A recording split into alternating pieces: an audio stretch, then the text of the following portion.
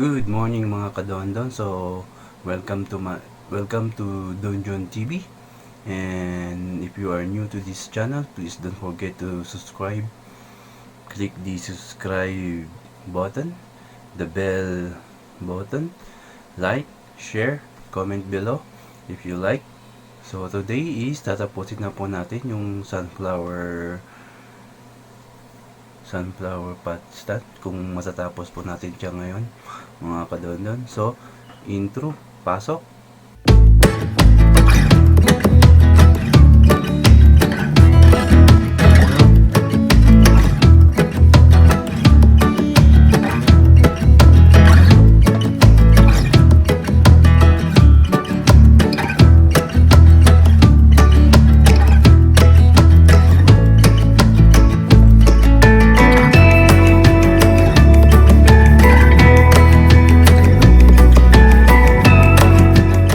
Kadondon, so natapos na po nating ipatuyo ang ating flower pot stand.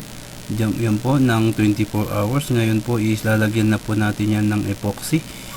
Kung saan po ilalagay, dyan po natin ilalagay yung unang cement leaves po natin mga kadondon. So time slap, pasok.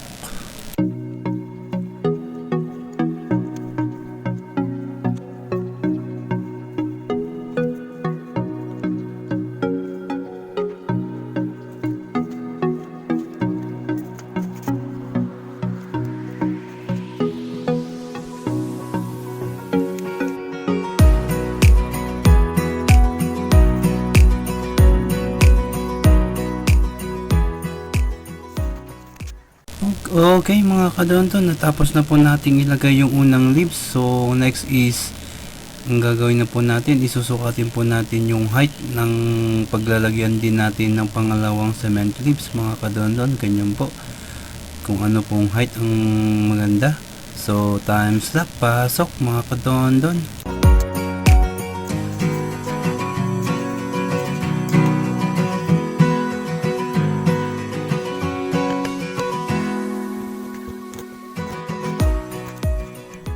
Mga kadondon, natapos na po nating sukatin at putulin po yung runo. So ngayon is ikakabit na po natin yan gamit po ang glue gun mga kadondon. Time slap, pasok.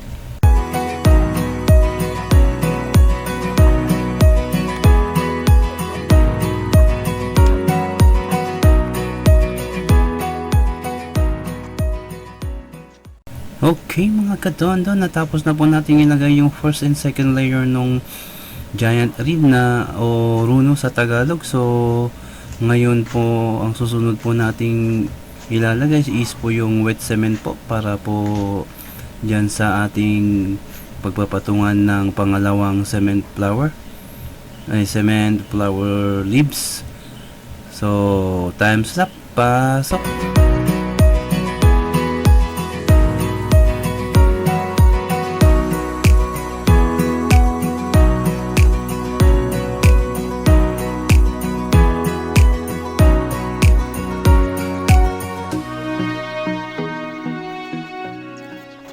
Okay mga kadondon, so natapos na po natin ilagay yung wet cement. Next is, ang gagawin na natin is pupormahan na natin po ang ating stem na yan, na kung saan dyan po natin ipapatong sa may tip niya yung second na cement leaf. So let's put a design.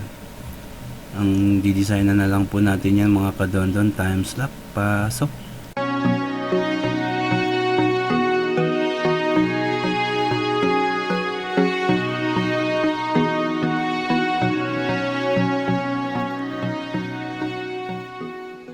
So next na atin pong gagawin mga kadondon is, pagkatapos po natin yung pormahan is ng korteng stem po ng sunflower, is ituyo na po natin yan. Overnight lang po mga kadondon ang pagpapatuyo po natin yung mga kadondon, para po may kabit natin yung pangalawang cement leaves. Time slap, pasok.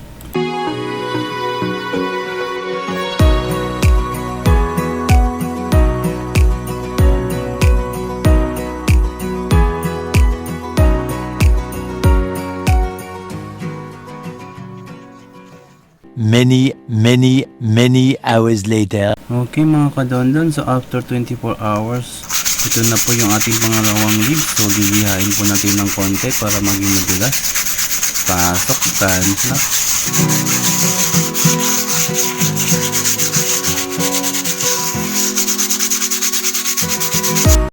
So yan na po mga kadondon, natapos na po nating lihain yung pangalawang cement leaves natin. So lalagyan na po natin ng epoxy po yung pagpapatungan po ng ating pangalawang dahon.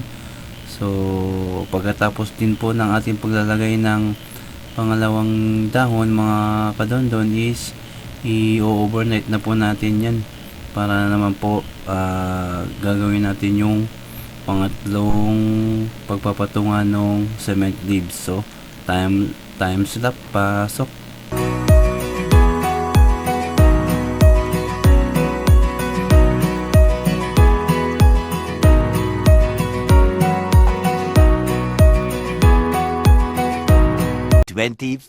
Hours later. So after midnight, overnight, 24 hours nating pinatuyo yung pangalawang cement leaf is ngayon po is ikakabit na po natin yung pangatlong cement leaf. So before that, idikit na po natin yung Runo o yung giant reeds mga kadondon. Time slap, pasok.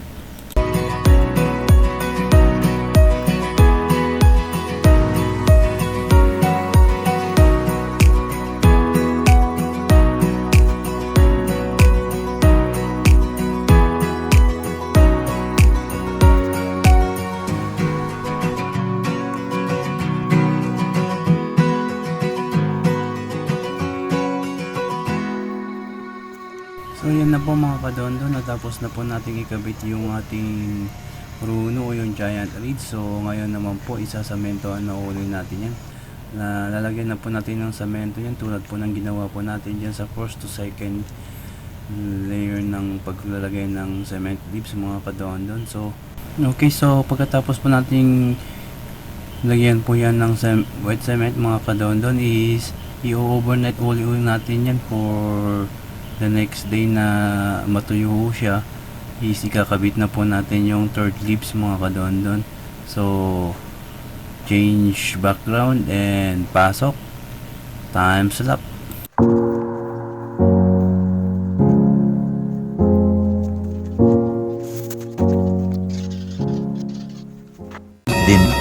The next morning.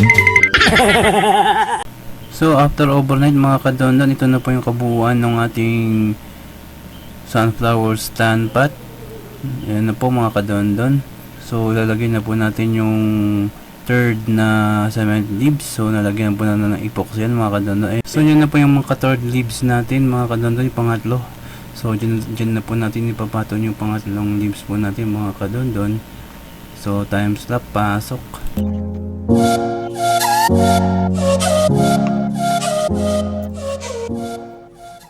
So naikabit na natin mga kadondon yung pangatlong leaves. So susunod na po is yung pagpapatungan naman po ng ating pang-apat at huling sementong dahon, yung cement leaves po natin. Ganyan po mga kadondon, time slap, pasok.